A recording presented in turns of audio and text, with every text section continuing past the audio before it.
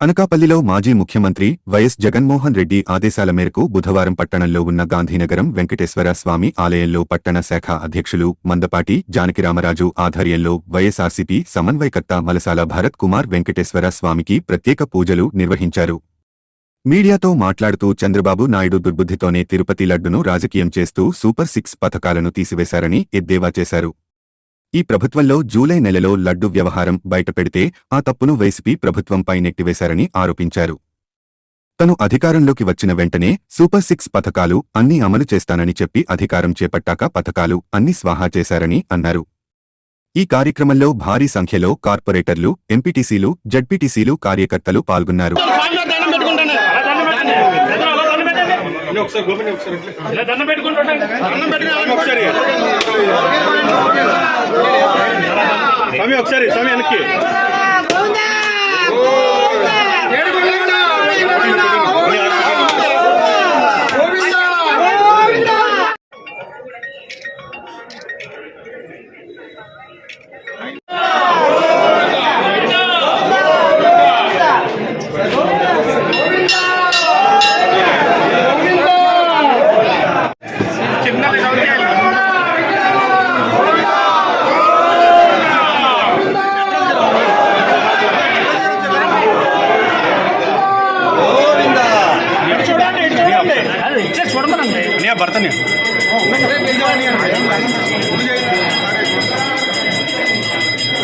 నమస్కారం. ఈరోజు వెంకటేశ్వర స్వామి ఆలయాల్లో పూజలు నిర్వహించాలని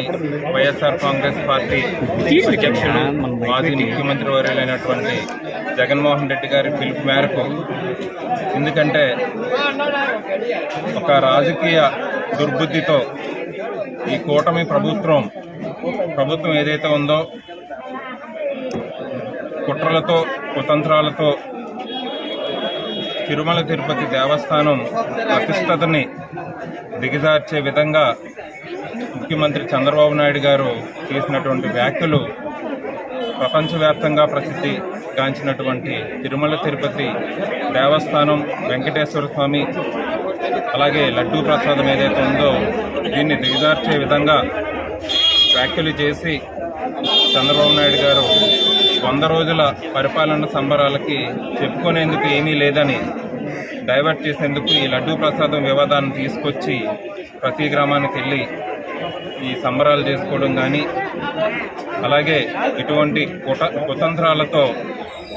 దాదాపు 3 సార్లు ముఖ్యమంత్రిగా చేస్తున్నటువంటి వ్యక్తి చేయడాన్ని నిరసన వ్యక్తం చేస్తూ మా పార్టీ అధినేత జగన్మోహన్ రెడ్డి గారు పిలుపు మేరకు రాష్ట్ర వ్యాప్తంగా అన్ని వెంకటేశ్వర స్వామి దేవాలయాల్లో అన్ని నియోజకవర్గాల్లో వైఎస్ఆర్ కాంగ్రెస్ పార్టీ నాయకులు పెద్ద ఎత్తున పాల్గొని ఈ కార్యక్రమాన్ని నిర్వహించడం జరిగింది. దానిలో భాగంగా అనకాపల్లి నియోజకవర్గంలో కూడా అనకాపల్లి పట్టణ వైఎస్ఆర్ కాంగ్రెస్ పార్టీ అధ్యక్షులు జానకిరామరాజు గారి ఆధ్వర్యంలో కార్యక్రమానికి, అలాగే పెద్దలు కంసులూరు దిలీప్లు, ఎంపీపీలు, పార్టీ ప్రెసిడెంట్లు, ఎంపీటీసీలు, జడ్పీటీసీలు, సర్పంచ్లు, వార్డు మెంబర్లు, వివిధ హోదాల్లో ఉన్నటువంటి వైఎస్ఆర్ కాంగ్రెస్ పార్టీ నాయకులు, కార్యకర్తలు, కుటుంబ సభ్యులు లాంటి వైఎస్ఆర్ కాంగ్రెస్ పార్టీ కార్యకర్తలు, ప్రజలందరూ పాల్గొని ఈ పూజల్లో పాల్గొని మేమందరం వెంకటేశ్వర స్వామిని కోరుకున్నది ఒకటే, ఇటువంటి దురుద్దేశం ఉన్నటువంటి చంద్రబాబు నాయుడు గారికి ఆయన చేసిన పాపాన్ని సరిదిద్ది మంచి బుద్ధి ప్రసాదించి రానున్న 5 సంవత్సరాలు కూడా పరిపాలన ప్రజలకి అనుగుణంగా ఉండేటట్టు అందించాలని ప్రసాదించాలని ఈ కార్యక్రమం చేపట్టడం జరిగింది. అందరం కూడా దీనికి ఇంత పెద్ద ఎత్తున పాల్గొన్న మా వైఎస్ఆర్ కాంగ్రెస్ పార్టీ పెద్దలకు, నాయకులకు, కుటుంబ సభ్యులందరికీ ధన్యవాదాలు తెలుపుకుంటూ, గత 6 రోజుల నుంచి అందరూ వార్తల్లో చూస్తున్నారు, మీడియాలో కానీ ఎల్లో మీడియా ఏదైతే ఉందో ఎల్లో మీడియా దుష్ప్రచారం చేస్తూ తిరుమల తిరుపతి లడ్డు గురించి ఏదైతే ఇది ఉందో అలిగేషన్ లడ్డూలో యానిమల్ ఫ్యాట్ ఉందని చెప్పారో అది కూటమి ప్రభుత్వం వచ్చిన తర్వాత జరిగిన దాన్ని టాపిక్ డైవర్ట్ చేయడానికి 100 రోజుల కార్యక్రమాన్ని దాన్ని మధ్యలో తీసుకొచ్చి ఈవో కానీ, టీటీడీ ఈవో కానీ, ముఖ్యమంత్రి చంద్రబాబు నాయుడు గారు కానీ, కూటమి నాయకులు కానీ వీళ్ళందరూ కూడా ఒకరి మాట ఒకరికి పొంతం లేకుండా, ఒకరు చెప్పిన దానికి ఒకరి పొంతం లేకుండా ఈ విధమైనటువంటి కార్యక్రమాన్ని ప్రజల్లోకి తిరుమల తిరుపతి దేవస్థానం ప్రతిష్టతని భంగం చేసి తీసుకెళ్ళడం జరిగింది. అంతటికీ వెంకటేశ్వర స్వామిని పూజలు చేసి మేమందరం కోరుకొని రాష్ట్ర ప్రజలు బాగుండాలని, పరిపాలించే వాళ్ళకి మంచి బుద్ధి,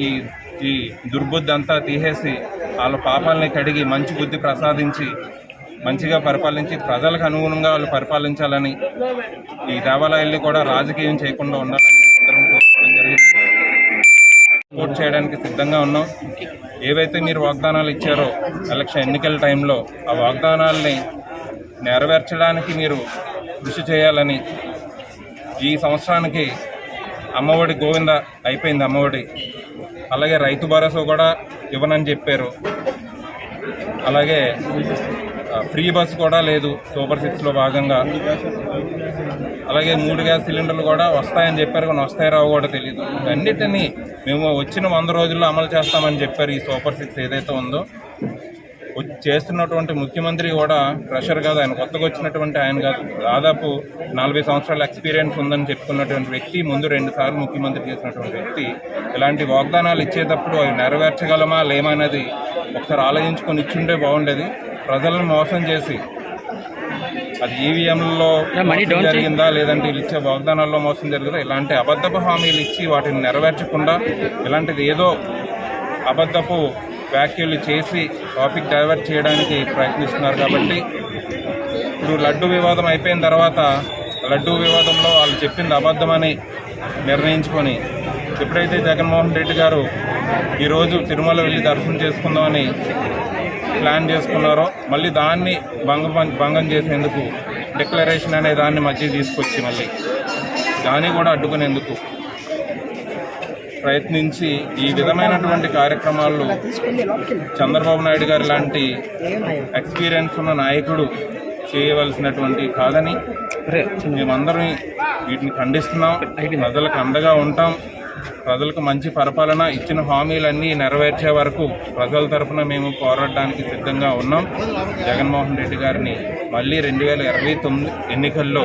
ముఖ్యమంత్రిగా తీసుకొని మళ్ళీ ప్రజలకు ఏ విధంగానైతే 2019 నుంచి 24 వరకు సంక్షేమ పథకాలు అందాయో అదేవిధంగా రానున్న రోజుల్లో కూడా